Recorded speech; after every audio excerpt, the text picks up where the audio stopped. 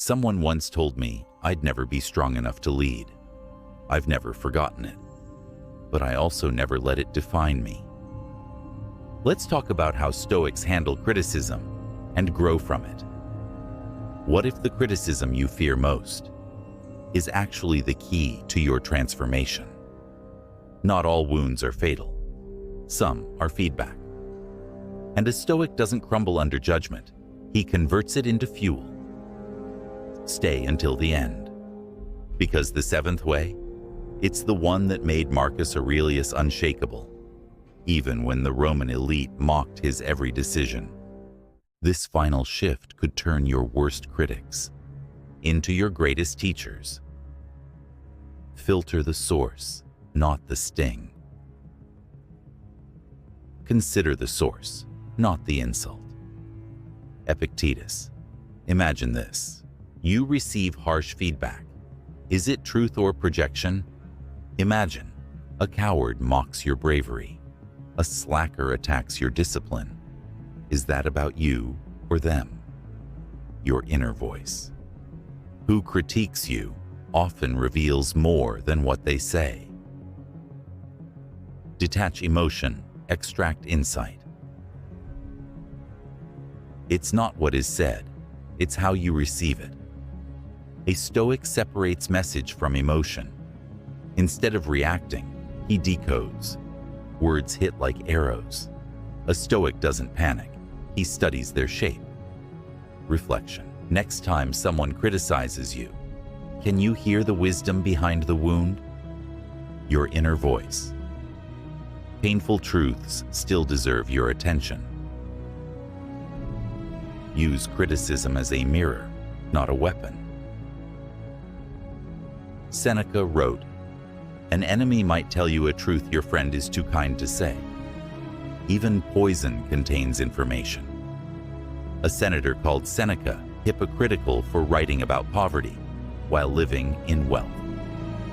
Did he lash out? No. He adjusted his writings towards humility. Prompt. Can you see criticism as a mirror, not an attack? Your inner voice. The reflection stings until it frees you. Respond with virtue, not ego. The best revenge is to be unlike him who performed the injury.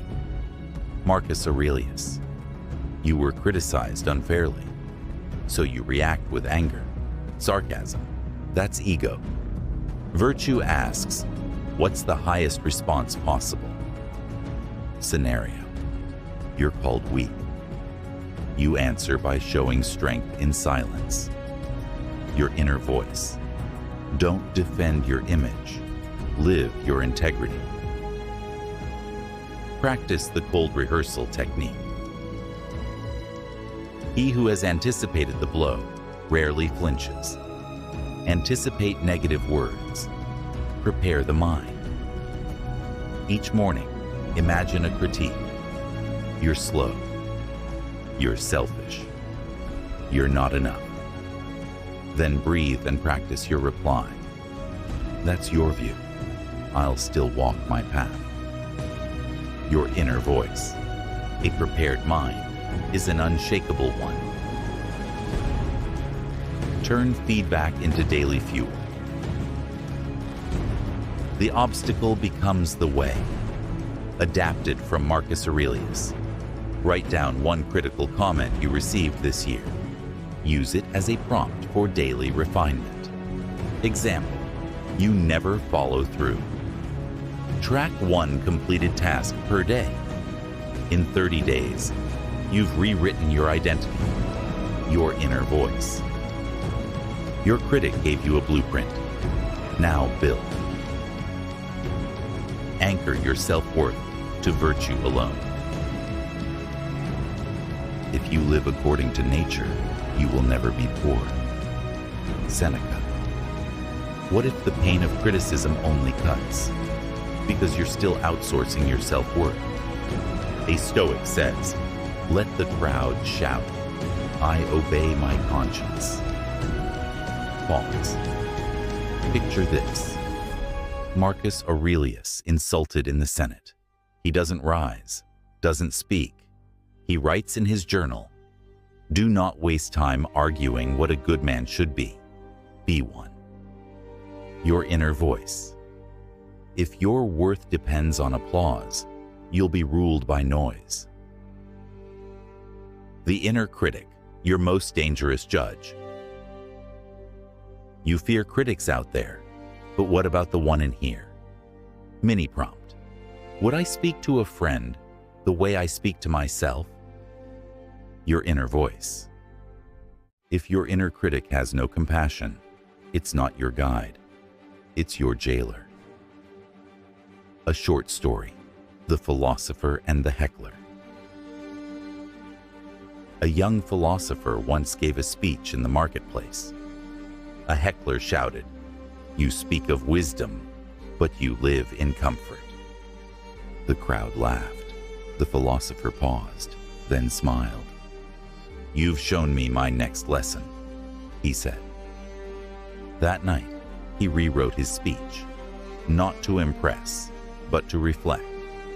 Years later, he would teach, "A wise man listens for truth, even in the voice of a fool." His name was Cleanthes, student of Zeno, founder of Stoicism. Criticism doesn't break a Stoic, it sharpens him. You filter the source, you extract truth, you rehearse discomfort, you anchor deeper in virtue. Now, what once wounded you becomes the blade that carves your strength. Which of these 7 Stoic ways hit hardest for you? Comment, "Criticism is my compass," and write down the one idea you'll apply this week, and share this with one person who keeps taking everything personally when they could be growing quietly. Be calm, be clear, be carved by truth, not broken by it. Criticism isn't your enemy. Avoiding growth is. Be still, be strong, be stoic.